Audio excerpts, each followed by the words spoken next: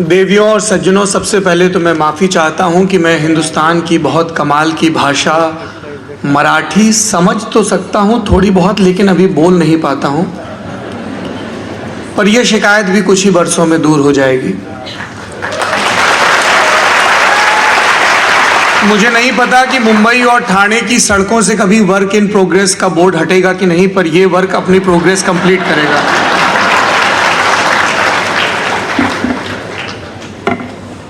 मैं आज इस पोडियम पे खड़े होके आपको आईएएस बनने के 7 तरीके और 1 महीने 27 दिन में आईएएस कैसे बने जैसे फॉर्मूले नहीं बताने वाला हूं, क्योंकि नहीं होते हैं। ये कोई चूरन नहीं है गुरु, जिसको खाओगे तो तुम्हारी बुद्धि हरी हो जाएगी। बुद्धि वैसे भी हरी नहीं होनी चाहिए, वो बादामी रंग की रहे तो ठीक है। मैं दरअसल अपनी ज़िंदगी के अभी सबसे मुश्किल दौर से गुजरा हूँ। ये सबसे मुश्किल दौर वो होता है जब आप स्टेज पर बैठे होते हैं और यहाँ पर कोई भद्र महिला या पुरुष आपकी तारीफ कर रहा होता है और आप लोग, अबे ये मैं ही हूँ, ये मेरे बारे में बात हो रही है क्या? मैंने धारा बदल दी तो ये मेरी पत्नी को और मम्मी पापा को क्यों नहीं दिख रहा है? मेरा मन करता है हर बार मैं किसी स्टेज पे जाऊं और अपना इंट्रोडक्शन रिकॉर्ड करके अपने घर वालों को दिखाऊं, देखो ये मेरे बारे में बात कर रहे हैं। अब मुझे चाहिए भरपूर सम्मान। Jokes apart, it's an honour. मेरे उस्ताद कहा करते हैं कि अगर जिंदगी में कोई एक इंसान भी तुम्हें सुनने को राजी है तो तुम्हारे भीतर बहुत कृतज्ञता बोध होना चाहिए। यहाँ आप सैकड़ों की संख्या में मौजूद हैं विद्वानों को सुनने के लिए, पर बहुत सारे हंस जहाँ बैठे होते हैं, एक कौवे के लिए भी जगह निकल आती है। मेरे लिए वो जगह निकाली गई। इतना नहीं हंसना था कौवे वाले जोक पे, मुझे बुरा लग जाएगा। बहुत शुक्रिया पाटिल साहब, रिलायबल आईएएस के, आपने मुझे यहाँ बुलाया। डीपी अग्रवाल सर बैठे हैं, प्रताप सर बैठे हैं, मोक्षदा मैम जो मेरी दोस्त भी हैं। हाँ, मैं बड़े बड़े लोगों से दोस्ती रखता हूँ, अपना फंडा बहुत क्लियर है। मेरे उस्ताद कहा करते थे, बहुत काबिल लोगों से दोस्ती रखोगे तो तेरी भी पार लग जाएगी। तो तुम लोग अपना देख लो दाएं बाएं, ठीक है? अभी प्रेशर तुम्हारे दोस्तों पर है कि उन्हें काबिल रहना है कि नहीं। बहरहाल ये महज एक इत्तेफाक हो सकता है, लेकिन मैं उसे एक तरतीबी की तरह देखता हूं कि जिस व्यक्ति के नाम पर ये हॉल बना है, राम गणेश गडकरी, क्या कमाल का काम किया, क्या कमाल के नाटक लिखे उन्होंने। मैं उनके बारे में पढ़ रहा था इंटरनेट पर थोड़ी देर पहले ही, सोचा कि थोड़ा स्थानीयता का पुट आ जाए, इंप्रेशन अच्छा जमेगा, झूठ क्या ही बोलना, पकड़े जाएंगे। तो पता चला कि वो जिंदगी में गुजरने से पहले, अपनी मौत के कुछ घंटे पहले भी लिख रहे थे, जिंदगी ऐसी ही होनी चाहिए। मुझे नहीं पता आप आईएएस बनोगे, आईपीएस बनोगे, पटवारी बनोगे, बिजनेस करोगे, स्टेट सर्विस में जाओगे, वो आपके ऊपर है। वो यहाँ बैठा कोई भी व्यक्ति आपको कितना भी ज्ञान दे दे, वो आपकी मेहनत का रिप्लेसमेंट नहीं हो सकता है। मोटिवेशन बड़ा ज़रूरी है, पर जैसा हमारी दोस्त मोक्षदा कह रही थी कि आजकल मोटिवेशन की इतनी रीलें आ रही हैं कि ओवरडोज हो गई है मोटिवेशन की। तो मैं थोड़ा रिवर्स में चक्का घुमाना चाहता हूँ, है ना? हमेशा कहते हैं ना कि if you really want to learn, first you need to unlearn. आपका वेसल खाली होना चाहिए, पात्र।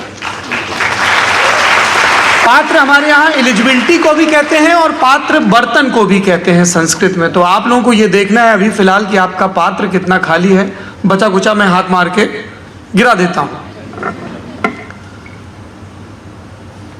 मैं आप लोगों के लिए कुछ बुनियादी सवाल पेश करना चाहता हूं, जिसमें पहला सवाल ये है कि आर यू क्यूरियस? क्या आपके भीतर पर्याप्त मात्रा में देवियों और सज्जनों उत्सुकता है? यदि है तो आपको जिंदगी में आने वाली है भरपूर मौज। लोगों के अलग अलग उद्देश्य होते हैं जीवन में, हमारा एक ही मकसद है और वो डेफिनेट है, और वो है कि जीवन में आनंद मिले। अब आनंद किस में मिल रहा है, उसके सफ़र पर चलते हैं। आनंद के लिए सबसे ज़रूरी है कि आपके भीतर उत्सुकता हो, क्यूरियोसिटी। जैसे हम इस मंच पर आए तो हमने देखा कि हमारे यहाँ जो ज्ञान की देवी हैं, शारदा, सरस्वती, उनकी मूर्ति यहाँ पर रखी हुई है। क्या हम दिन बीतने से पहले रोज़ अपने आप से ये पूछते हैं कि आज क्या सीखा? बोझ की तरह सीखा, सिलेबस में है इसलिए सीखा, 70 एक दिन बाद प्री या मेंस या इंटरव्यू है इसलिए सीखा, या इन सब के साथ साथ मुझे सीखने में मौज आती है, मज़ा आता है पढ़ने में, कुछ नया जानने में, जिस जगह जागा हूँ उससे कुछ कदम आगे बढ़ के सोने में। हिंदी के एक महान कवि हुए हैं भवानी प्रसाद मिश्र, उनकी कविता है,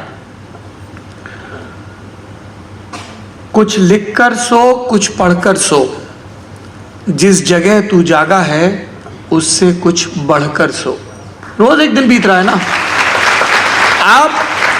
आप जिंदगी में हचक के पैसा कमा सकते हो और उससे दुनिया की कोई भी चीज खरीद सकते हो।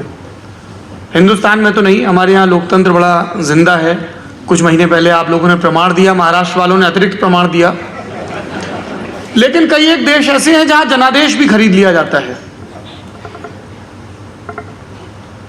तो सब कुछ आप खरीद सकते हो, लेकिन आज तक दुनिया में कोई ऐसी मुद्रा नहीं बनी, कोई ऐसी संख्या नहीं बनी जो समय खरीद सके। तो आप तुरंत कहाँ फन्ने कहाँ बन जाओ, लेकिन जो आपका दिन बीता है उस दिन के गल्ले में शाम को जब हिसाब करने बैठो तो कोई एक सीख, कोई एक सबक रहना चाहिए। अब वो सबक क्या हो सकता है साहब? ये जरूरी नहीं कि रोज हम फॉर्मूले याद करें या रोज याद करें कि सल्तनत काल में कितने राजा हुए थे, या छत्रपति शिवाजी महाराज के समय टैक्स की, महसूल की व्यवस्था क्या थी। एक दिन पढ़ोगे, दूसरे दिन कुछ और पढ़ोगे। कुछ नया पढ़ना है, कुछ नया जोड़ना है, और उसके लिए ज़रूरी है उत्सुकता। जैसे कि ये उत्सुकता कि जिस गडकरी हॉल में हम बैठे हैं, उन्होंने अपने जीवन में क्या किया, कॉलेज तो बीच में ही छोड़ दिया था। जैसे कि ये उत्सुकता कि हर ऐसे बड़े समारोह में हम देवी सरस्वती की मूर्ति क्यों लगाते हैं, या वसंत पंचमी के दौरान ये जो मेरी कलाई पर चिन्ह बना हुआ है, ये चिन्ह क्यों बनाते हैं। ये 7 रेखाएं जो शुरू होती हैं, ये विद्यार्थी के किन 7 गुणों के बारे में बात करती हैं। या फिर ये उत्सुकता कि देवी सरस्वती के ठीक बगल में छत्रपति शिवाजी महाराज की मूर्ति क्यों लगाई गई है। क्या ये सिर्फ जातीय अस्मिता का प्रश्न है कि हम आइडेंटिफाई करते हैं, इतने ग्रेट वॉरियर हुए, ग्रेट किंग हुए, we want to be like him, इतने जस्ट किंग हुए, तो मूर्ति भर लगा देने से या उनको माला भर पहना देने से तो नहीं हो जाएगा। या ये एक सुविचारित योजना है कि आपको एक साथ ये बताया जा रहा है कि आपकी ज़िंदगी का मकसद उत्सुकता के ज़रिए, मेहनत के ज़रिए ज्ञान अर्जित करना है, और फिर उस ज्ञान को समाज में अप्लाई करना है। ज्ञान अर्जित करने की प्रेरणा आपको देवी सरस्वती से मिले, और ज्ञान को समाज में कैसे अप्लाई करना है, कब शौर्य दिखाना है, कब शस्त्र उठाना है, कब शास्त्र की शरण में जाना है, कब संयम रखना है, और कब आपको उग्र होना है, ये आप छत्रपति शिवाजी महाराज से सीख सकते हैं। सब हमारे सामने है, बशर्ते आपकी नज़र पर गर चढ़ा ही हो तो उत्सुकता का चश्मा चढ़ा हो। गणमान्य लोग मंच पर बैठे हैं जिनकी जिंदगियां बहुत प्रेरक हैं, आप उनसे सीख सकते हैं। या फिर वो तमाम नाम जो कभी किसी कीवर्ड की तरह या सिलेबस में कभी किसी ऑब्जेक्टिव प्रश्न के एक संभावित जवाब की तरह हमारी ज़िंदगी में दाखिल होते हैं, उनसे सीख सकते हैं। जब कभी इस ऑडिटोरियम में मौजूद किसी भी लड़की को, चाहे वो स्कूल में हो, कॉलेज में हो, सर्विस में हो, बाधाएं बहुत आनी हैं, आप लोगों के लिए ज़िंदगी अतिरिक्त मुश्किल होती है, और ये बात मैं पूरी जिम्मेदारी के साथ कह रहा हूँ। और इसमें ये आशय नहीं है कि इस कक्ष में जो पुरुष बैठे हैं, लड़के बैठे हैं, उनकी ज़िंदगी बहुत हंकी डोरी, बहुत आसान है। नहीं, उनकी अपनी मुश्किलें हैं। जैसे इन काका की मुश्किल है। काका, थोड़े आपके इंस्ट्रक्शन रुके तो मैं याद करके आया हूँ, भूल जाऊंगा सब। Thank you. पुरुषों की बड़ी मुश्किलें हैं साहब, उनको सिखाया जाता है सख्त होना है, पिट के नहीं आना है, रोना नहीं है, सब बकवास चीजें होती हैं। गलत सिखाया गया आप लोगों को। दिल करे तो रो लो, ठीक है, ये भी एक्सप्रेशन होता है बॉडी का। अगर यहां तक भर गए हो तो रो लो, रोने से तुम कमजोर नहीं हो जाओगे। पॉइंट 1। पॉइंट 2, जानता हूं कि तुम्हारे ऊपर जमाने भर का भार है। प्रधानमंत्री नरेंद्र मोदी हो, अमेरिकी राष्ट्रपति जो बाइडेन हो, उनको तुम्हारे विचारों की बड़ी चिंता है, what you think about the world. पर थोड़ी अपनी और घर की चिंता कर लो। पर इन सब के बावजूद आप पुरुष अपने घर की स्त्रियों से, अपने दफ्तर की स्त्रियों से बात करें, तब आपको पता चलेगा कि उनकी ज़िंदगी थोड़ी सी ज़्यादा मुश्किल है। क्योंकि हो सकता है कि 10,000 में एक पुरुष को किसी पब्लिक ट्रांसपोर्ट में सफ़र करते वक्त फिजिकली अनकंफर्टेबल फील कराया गया हो, पर अनफॉर्चुनेटली 10,000 में 9,999 लड़कियों को ज़िंदगी में कम से कम एक बार इस दुस्वप्न का सामना करना पड़ता है। उन्हें हर वक्त अपने शरीर पर रेंगती निगाहें महसूस होती हैं। सड़क पर चलते हुए, कॉलेज में पढ़ते हुए, बाजार में जाते हुए, काम करते हुए, हर बार उन्हें थोड़ा सा एक्स्ट्रा प्रूव करना पड़ता है। हो सकता है they had a terrible day at office, they are in bad mood, they want to come back home, they don't even want to change, they don't even want to know कि घर की geography में kitchen कहाँ है। They just want to sit and relax, chill. उनका भी मन करता है कि रिमोट की बटनों पर उनकी उंगलियां छप जाएं, पर उनमें से सबके पास ये विकल्प नहीं होता है। उनकी जिंदगी अतिरिक्त मुश्किल है क्योंकि उनकी बाधाएं अतिरिक्त हैं। वो जब कोर्स सिलेक्ट करती हैं तब ये देखा जाता है, अच्छा ये पढ़ोगी, आसपास इसकी ट्यूशन है क्या, पास में कोई कॉलेज है क्या, दूसरे शहर कैसे जाओगी, वहाँ हॉस्टल है क्या, लॉ एंड ऑर्डर ठीक है क्या, फीस एक्स्ट्रा है क्या, पर इतना क्यों पढ़ना है, थोड़ा सा शादी के बाद पढ़ लेना, पढ़ के क्या ही करोगी। ये जो क्या ही करोगी वाले सवाल हैं वो उनके सामने थोड़े से एक्स्ट्रा होते हैं। उनको बताने वाले जज साहब थोड़े से ज़्यादा होते हैं। ऐसे मत चलो, ये मत करो, बिंदी पहन लो, चूड़ी पहन लो, ये ड्रेस मत पहनो, ये थोड़ा सा डीप कट है, ये थोड़ा सा लो कट है, ये ज़्यादा फैशनेबल है, ये करोगी तो ये रहेगा। सो मैनी जज साहब। I did not know when I was growing up कि भारत में इतने जूरिस्ट हैं, इतने जज साहब हैं, हर वक्त जज कर रहे हैं, कैसे चलते हो, कैसे बोलते हो, क्या खाते हो, और मुफ्त की सलाह दे रहे हैं। सरकार कभी कभी कुछ कुछ मुफ्त में देती है, खासतौर पर चुनाव के पहले। उम्मीद करता हूं कि महाराष्ट्र वालों को भी मिले,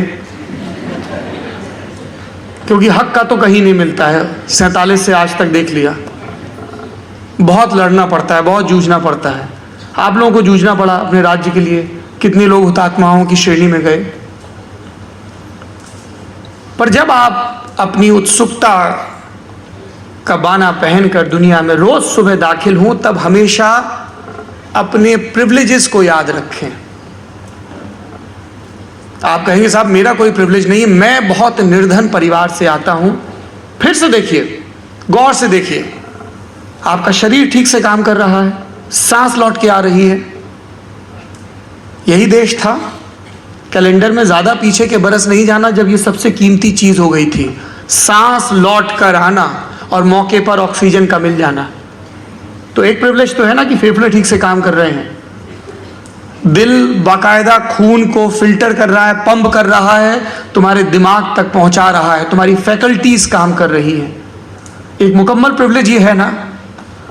सो रादर देन क्रिबिंग, अरे साहब हमारे पास धांसू एसिक्स के जूते होते तो हम भी 100 मीटर में 10 सेकंड के नीचे की टाइमिंग लाते, ये होता ना। मैं नहीं कर पाया क्योंकि ऐसा नहीं था, मैं इससे अक्सर सहमत नहीं हो पाता हूं। तो जब आप सुबह सवेरे अपनी उत्सुकता के साथ दुनिया में दाखिल हों, तब सबसे पहले आपके भीतर होना चाहिए कृतज्ञता का भाव कि खर्चने के लिए, सीखने के लिए, जीने के लिए, थोड़ा सा आगे बढ़ने के लिए और महसूसने के लिए मिला है एक और चमचमाता हुआ गिलट के सिक्के सा दिन। और अब आपको तय करना है, आप दुनिया के मेले में दाखिल हो रहे हो कि इस एक सिक्के से क्या करोगे। उस स्टॉल पर जाओगे जहां पर एक सिक्के में 10 बार फायर कर सकते हो, गुब्बारे फोड़ सकते हो। वो छल्ले उठाओगे जिन्हें ठीक ढंग से फेंक दिया तो जो आपकी 1 महीने बाद एक संभावित डेट हो सकती है, उसके लिए आप एक टेडी खरीद लो। अच्छा, डेट वगैरह नहीं बोलना था क्या? तो पढ़ाई की बात करनी है, सिर्फ प्रेम की नहीं करनी है। फिर पढ़ाई करके क्या करोगे? देखो, सब लोग पढ़ाई नहीं कर पाते हैं, मन लगता है या नहीं। अंकल जी, आंटी जी, लोग माफ करें, थोड़ा ऑफ सिलेबस जा रहा हूं, पर यह ज्यादा जरूरी टॉपिक है। मेरे नौजवान मित्रों, जीवन में कुछ करो ना करो, आईएएस बनो ना बनो, प्रेम जरूर करना। ये ऐसा सन्नाटा छा गया जैसे मैंने कोई 80+ बात कर दी हो। 2 कैटेगरी होती हैं, एक 18+ होती है। जैसे मंच पे सारे 18+ लोग बैठे हैं, सब जवान लोग हैं, जिंदगी में कुछ कर गुजरने का जज्बा है इनके भीतर।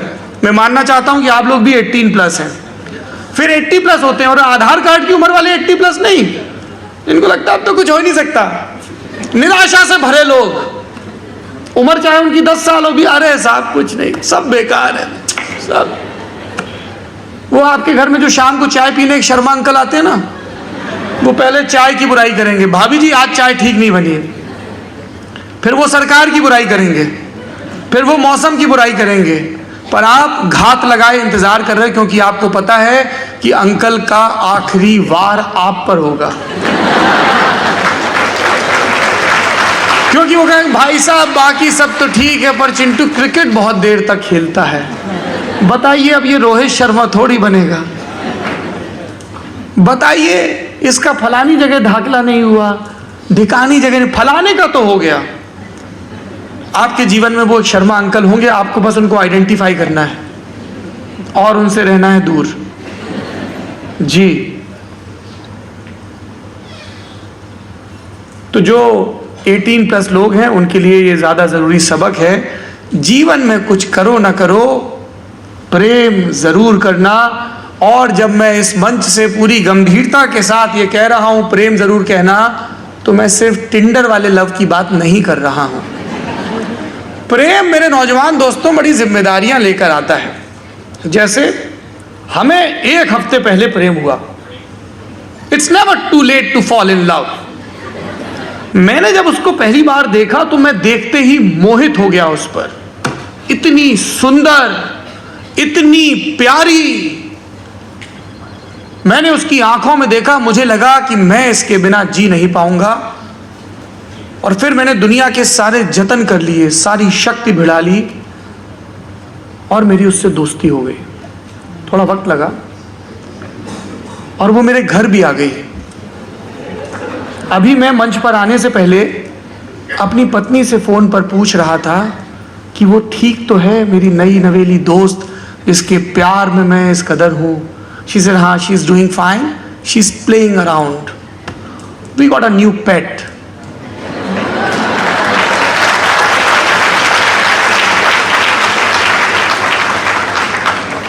उसकी आंखों में मुझे 7 समंदर की मासूमियत नजर आती है। उसे फर्क नहीं पड़ता कि तुम्हारा दिन तुम पर सख्त बीता, या कि उसे पता है, लेकिन वो आपको ये बताना चाहती है कि अब तुम अपने घर में आ गए हो, अपने अभयारण्य में आ गए हो। दुनिया की चिंताओं को बाहर के पायदान के पास उतार दो। अब तुम सुरक्षित हो, जैसे कभी गर्भ में थे। I fell in love, that is why I was able to experience this magic with that new pet. That is why I am saying कि मैं यहाँ पे सिर्फ समवयस्कों के प्यार और वयस्क प्यार की बात ही नहीं कर रहा हूँ, वो भी जरूरी है। मेरे माता और पिता ने प्रेम करना चुना, तो मुझे इस जिंदगी की, इस दुनिया की अनुभूति का अवसर मिला। और हमारे यहाँ तो प्रेम का कितना सुंदर विधान है कि यदि आप अपने प्रेम को लेकर स्थिर भाव रखते हैं, हमारे यहाँ इसको आश्रम कहा गया है, गृहस्थ आश्रम। जितना जरूरी पढ़ना है उतना ही जरूरी ये। और आश्रम आसान नहीं होते हैं, बहुत मेहनत लगती है। यकीन ना हो तो मम्मी पापा से पूछ लेना, शादी चलाना निभाना बड़ी मेहनत का काम है। तो उस प्रेम में भी पढ़िए, पर उस प्रेम के लिए क्या आप तैयार हैं? जैसे आप अपने आप से पूछते हैं कि am I the right candidate for UPSC? Will I be able to reach at that coveted building called Dholpur house, जहां पर प्रोफेसर DP अग्रवाल जैसे एक शांत सज्जन विद्वान लेकिन पारखी नौजवान बैठे होंगे तुम्हारी मेधा के परीक्षण के लिए, जहां कभी मोक्षदा जाकर बैठी होंगी विद कॉन्फिडेंस। क्या कॉन्फिडेंस? कि मैंने सोशियोलॉजी की पढ़ाई की है, उसके बारे में मैं लिखूंगी, और कोचिंग भी नहीं की उसके लिए, खुद पर यकीन था। ये कोचिंग वाले भाई साहब नाराज ना हो, दूसरे सब्जेक्ट के लिए की थी। और दूसरा विषय क्या लिया? अपनी महान मातृभाषा मराठी भाषा का साहित्य लिया। तो ये जब वहां दाखिल हुई तब सिर्फ इसलिए वहां नहीं गई थी ये कि एक लाइफ है, एक जॉब है, कर लेते हैं, बाद में रीलें बनेंगी मेरे ऊपर। नहीं, तब रीलें नहीं थी, ग्लैमर नहीं था, मजा आ रहा था, और थी क्लैरिटी कि जिंदगी में आगे बढ़ना है। And probably this is my path. हम सबकी एक ख्वाहिश होती है ना कि एक जिंदगी में कितनी जिंदगियों पर असर डाल सकें। She chose this path, that was her calling. पर ये सब आसान नहीं होता है। आपको लगता है ना, अरे साहब सर बैठे हुए हैं, IIT में प्रोफेसर थे, सर IPS थे, मैडम IPS, इनकी लाइफ बढ़िया है, एकदम सल्यूट ठोक रहे। नो, मैं आपको बताता हूं कि लोगों की जिंदगी कितनी मुश्किल है। और इसके लिए मैं आपको एक नॉन UPSC एग्जाम्पल देता हूं। मेरे दो दोस्त हैं, दोनों पढ़ने में बहुत अच्छे थे। एक का नाम राम, दूसरे का नाम श्याम। अभी आचार संहिता नहीं लगी है तो नाम ले सकते हैं, उसके बाद नेता मंच से लेंगे।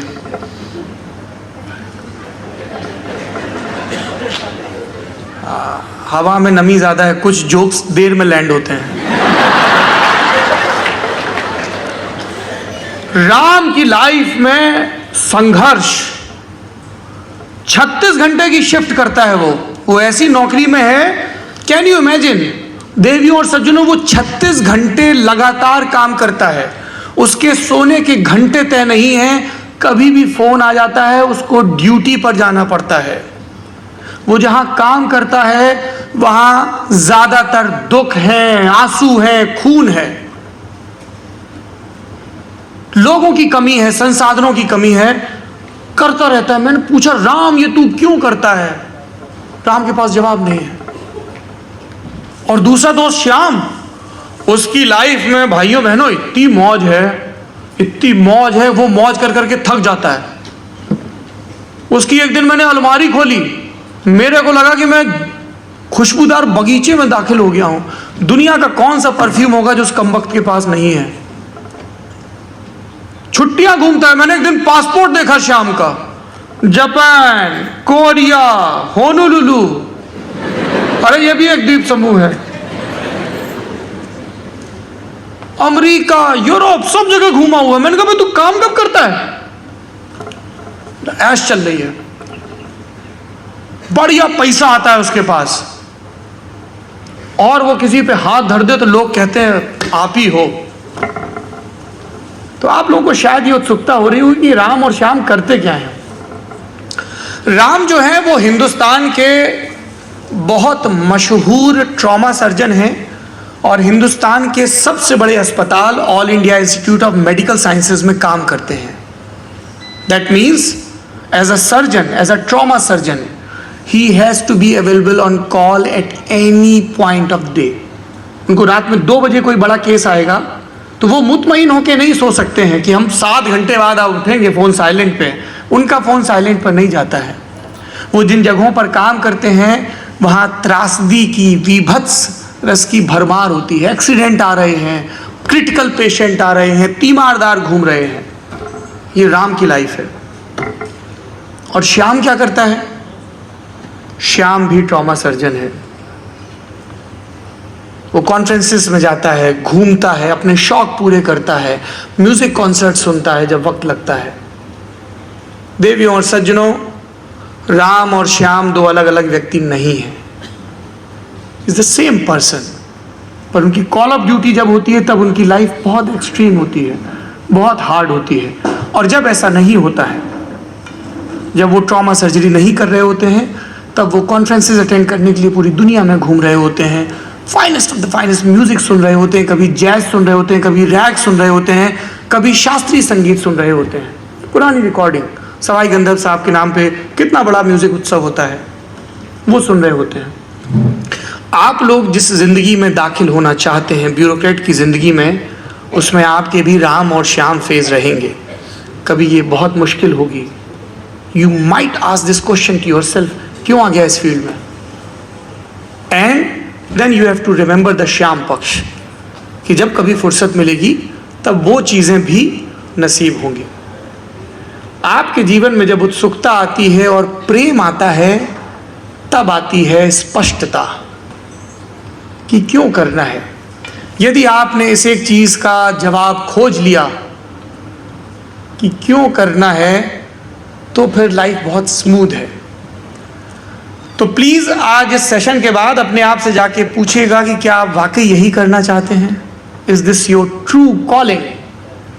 और इस सवाल का जवाब आसान नहीं है, क्योंकि बहुत सारे शर्मा अंकल हैं, बहुत सारे सोसाइटी के प्रेशर हैं, फाइनेंशियल कंडीशन है, लैक ऑफ अपॉर्चुनिटीज है, लैक ऑफ गाइडेंस भी है।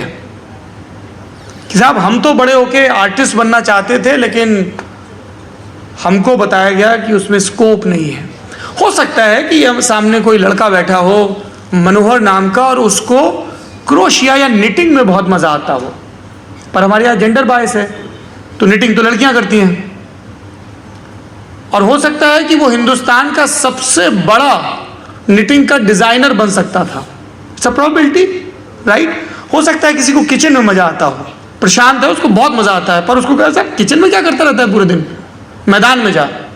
और हो सकता है कि प्रशांत की कोई बहन हो जिसे फुटबॉल खेलने में बहुत मजा आता हो, पर या तो फुटबॉल खेलने की इजाजत नहीं है, या आसपास ग्राउंड नहीं है, या शूज नहीं है, और ये सब भी है, तो फिर वो यक्ष प्रश्न है जो आपके माथे के सामने लहरा रहा है कि फुटबॉल खेल के करोगे क्या? आई एम श्योर ये सवाल आप लोग उम्र के जिस दौर में हैं, आपसे बार बार लगातार पूछा जाता है, जब जहां जो मिलता है। और आगे क्या, क्या कर रहे हो, क्या करोगे? अगली दफा जब आपके सामने ये सवाल पोज हो, उससे अच्छा है कि आप खुद से ये सवाल पूछ लें। देखो, जैसे वो भाई साहब पूछ रहे हैं, कहां ध्यान है नौजवान? मैंने कहा था प्रेम करो, ये नहीं कहा था अभी करो। थोड़ा धैर्य रखो। ये 4 प्रश्न हैं। ये प्रश्न जीवन में कई दफा आए, लेकिन फिर मैंने एक किताब पढ़ी, it's Japanese book called Ikigai. तो उन्होंने उस सवालों को बहुत व्यवस्थित रंग दे दिया। ढंग फॉर्मूले होते हैं ना, जिनको आप याद करते हो तो भूलते नहीं जल्दी। 4 सवाल है। पहला सवाल, तुम्हें क्या करने में मजा आता है? What gives you absolute pleasure? You may answer, FIFA खेलने में बहुत मजा आता है, पापा खेलने नहीं देते हैं। पबजी वाले होते हैं ना कुछ। पर अगला सवाल फिर आपका इंतजार कर रहा है, तुम क्या काम करने में बहुत अच्छे हो? One skill set you are really good at, or you think that you can be great at it and you can work on it tirelessly. तीसरा सवाल, क्या काम तुम्हारी जीविका चला सकता है, सम्मान पूर्वक तुम्हारा गुजारा कर सकता है?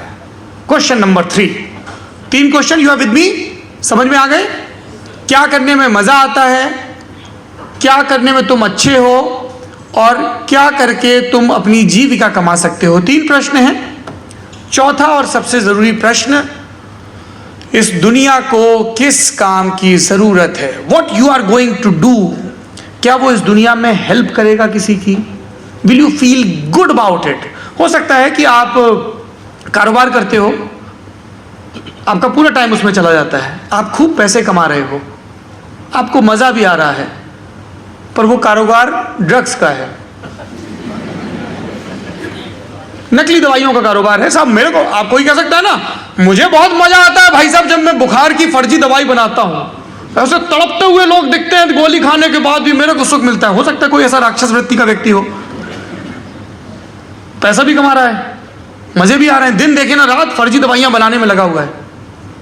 इसीलिए वो चौथा सवाल जोड़ा गया कि दुनिया को, इस प्रकृति को किस चीज की जरूरत है। यदि इन चारों सवालों का जवाब कोई एक वृत्ति है तो वो तुम्हारी ट्रू कॉलिंग है। आप पूछ सकते हो भैया लल्लन टॉप पोडियम पे खड़े होकर स्पॉटलाइट के नीचे ज्ञान देना आसान है, हिंदी के 4 शब्दों को आपने क्रम में पिरो दिया, बोल दिया। मुझे अपनी इकिगाई मिल गई है, जब मिल गई, जब ये दवाई हम पे असर करी, तभी हम आपको सुझाव दे रहे हैं। मेरी इकिगाई है स्टोरी टेलिंग। मैं सुबह सवेरे उठता हूं, मुझे लगता है कि दुनिया के कथानक में दाखिल होने का एक और मौका मिला। आपकी फेवरेट कॉमिक्स है और उसका एक पन्ना और पलटने का मौका मिला। जीओटी का एक एपिसोड आपसे छूट गया था, आपको देखने का मौका मिला। 1 ओवर अभी बाकी था क्रिकेट का मैच, स्कोर चेस करने में वो जो मुदित भाव आता है ना, प्रफुल्लित भाव, और फिर इर्द गिर्द दिखते हैं किरदार, ज्ञान। पर ज्ञान हासिल करने के लिए आपको चाहिए उत्सुकता, आपको चाहिए परिश्रम। मैं कहानियां कहता हूं, देश में जब पत्रकार के तौर पर घूमता हूं तब कहानियां सुनता हूं। कहानी कहने के लिए कहानी सुनना बहुत जरूरी है। याद करिए वो पहला सबक, अगर कोई आपको सुन रहा है तो आपके भीतर कृतज्ञता का भाव होना चाहिए। उनकी जिंदगी में बहुत कुछ चल रहा है इस वक्त। आप लोगों के इंस्टाग्राम पे मैसेजेस आ रहे हैं, हो सकता है जिस दिल वाले गोलू का आप अपनी रील पर इंतजार कर रहे हैं वो आ चुका हो। कुछ डिसअपीयरिंग मैसेज भी आ रहे होंगे, 1 टाइम सी वाले। हाँ, उनको भी शुभकामनाएं। कुछ लोग एडवेंचर स्पोर्ट्स खेलते हैं, पर इन सब के बावजूद आप सुन रहे हैं। सुनना, देश में दुनिया में जाना, लोगों की बातें सुनना, ये कहानी कहने की पहली शर्त है, जीवन की भी। हम उपनिषदों की परंपरा से आते हैं, बैठो पास में और सुनो। हम संवाद की परंपरा से आते हैं। आजकल की टीवी डिबेट में वो भूल गए लोग। संवाद का मतलब होता है कि मैं आपसे बात करना चाहता हूं, आपसे कुछ सीखने की नीयत से। That is the true essence of संवाद। मैं आपसे बात करना चाहता हूं आपको अपनी बात मनवाने के लिए नहीं, यह संवाद नहीं है। आप दुनिया में दाखिल होते हैं, मैं जिस पेशे में हूं, दुनिया जहां के लोगों से मुझे मिलने का मौका मिलता है। पिछले दिनों हमारे न्यूज रूम में नाना पाटेकर साहब आए थे। आप में से किसी ने देखा क्या वो एपिसोड? अच्छा, कुछ लोगों ने देखा। उन्होंने अपनी जिंदगी के कितने पन्ने खोले, कितनी गिरह खोली, and you feel blessed, you feel like Virender Sehwag. Virender Sehwag से यह सवाल पूछा जाता था कि आपकी लाइफ की मौज क्या है। वो बोलते थे मेरे पास दुनिया की सबसे शानदार चीज देखने के लिए बेस्ट सीट है। तो उनसे पूछा गया दुनिया की सबसे शानदार चीज क्या है? बोले मैं क्रिकेटर हूं, मेरे लिए दुनिया की सबसे शानदार चीज सचिन तेंदुलकर को बैटिंग करते देखना है। वो बैटिंग करते हैं, मैं नॉन स्ट्राइकर एंड पर होता हूं, the closest seat and the best seat. That kind of passion you need for your craft and that kind of humility, because he himself is a great player, he is a legend, the way he used to play. पर वो क्या कह रहा है? किसी और के गुण गा रहा है। इस लाइक कि आप उस्ताद बड़े गुलाम अली खान साहब को सुन रहे हो, वो कह रहे साहब अमीर खान साहब को सुनो। इस लाइक आप कुमार गंधर्व को सुन रहे हो, वो कह रहे साहब पंडित भीमसेन जोशी को सुनो। दैट ह्यूमिलिटी, जब आप लोगों की कहानियां सुनते हैं, वो अपने सुख दुख आपसे साझा करते हैं। जब नाना पाटेकर जैसी कोई शख्सियत आके आपसे कहती है, बताती है, you feel honoured, you feel privileged.